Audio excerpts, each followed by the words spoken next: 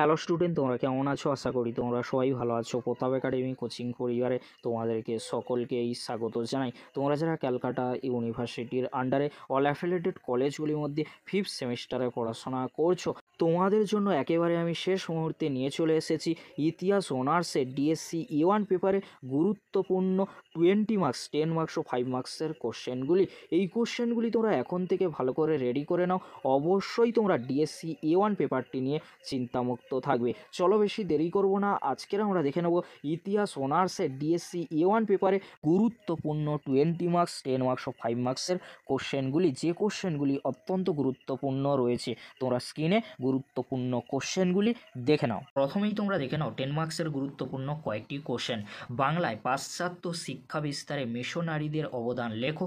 Warren হেস্টিংসের রাজস্ব ব্যবস্থা বা শাসন সংস্কার আলোচনা করো। নীল বিদ্রোহে বুদ্ধিজীবীদের ভূমিকা কী ছিল? এই যে তিনটি কোশ্চেন আমি বললাম, এই তিনটি কোশ্চেন অত্যন্ত গুরুত্বপূর্ণ। এখান থেকে তোমরা একটি কোশ্চেন 10 মার্কসের জন্য কমন পেয়ে যাবে। পরবর্তী কোশ্চেন কী রয়েছে তোমরা দেখে নাও। দেয়ানি লাভের তাৎপর্য লেখো। তৃতীয় পানিপথের যুদ্ধ সম্পর্কে সংক্ষিপ্ত আলোচনা করো।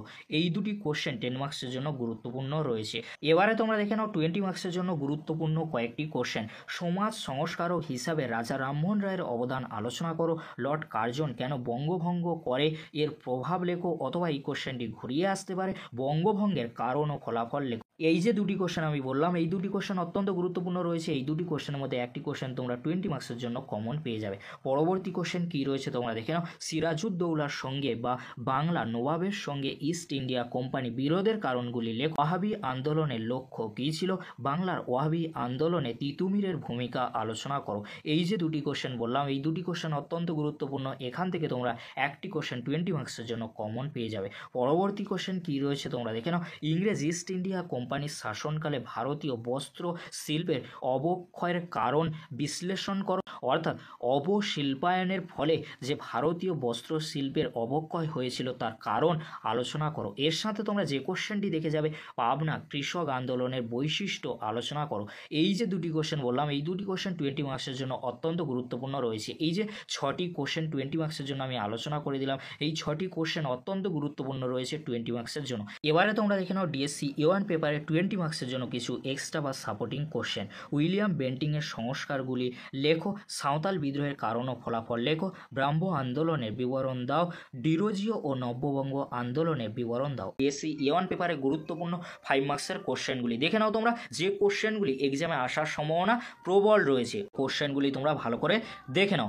ফার্স্ট কোশ্চেন, বিধবা বিবাহে পক্ষে বিদ্যাসাগরের যুক্তি কি তা আলোচনা করো। স্ত্রী শিক্ষা প্রসারে বিদ্যাসাগরের অবদান লেখো। পলাশির লুণ্ঠন বলতে কি বোঝো? তিনটি কোশ্চেন অত্যন্ত গুরুত্বপূর্ণ। এই তিনটি কোশ্চেনের মধ্যে একটি কোশ্চেন 5 মার্কসের জন্য আসার সম্ভাবনা কিন্তু প্রবল রয়েছে।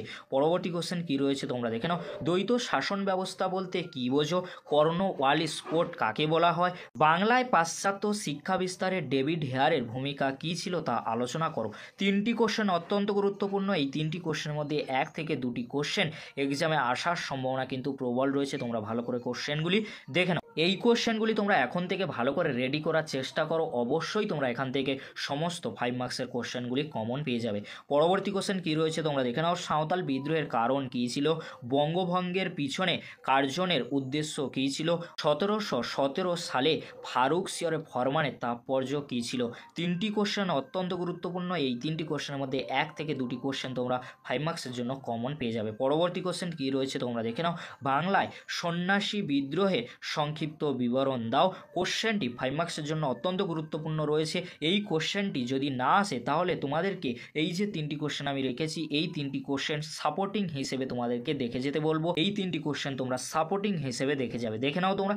76 মনন্তর, দেয়ানি লাভের তাৎপর্য, সম্পদে বহির্গমন সম্পর্কে টিকা লেখো। তিনটি কোশ্চেন তোমরা সাপোর্টিং হিসেবে দেখে যাবে এই যে গুরুত্বপূর্ণ কোশ্চেনগুলি রয়েছে এই কোশ্চেনের সাথে। এবারে তোমরা দেখে নাও ডিএসসি E1 পেপারে কিছু এক্সট্রা বা সাপোর্টিং কোশ্চেন 5 মার্কসের জন্য। ফার্স্ট কোশ্চেন, নব্যবঙ্গ আন্দোলনের সীমাবদ্ধতা কী ছিল? স্বদেশী আন্দোলনের সীমাবদ্ধতা কী ছিল? পিঠে ভারত শাসন আইন সম্পর্কে টিকা লেখো। এই তিনটি কোশ্চেন তোমরা এক্সট্রা বা সাপোর্টিং কোশ্চেন হিসেবে ডিএসসি E1 পেপারের জন্য 5 মার্কসের জন্য দেখে যেতে পারো। এই ছিল আজকের আলোচনা। যদি ভিডিওটি হেল্পফুল হয়ে থাকে অবশ্যই ফ্রেন্ডদের কাছে বেশি বেশি করে শেয়ার করে দিও। আজকের এতটুকু। পরবর্তীতে দেখা হচ্ছে নেক্সট ভিডিওতে। ভিডিওটি দেখার জন্য তোমাদেরকে অসংখ্য ধন্যবাদ।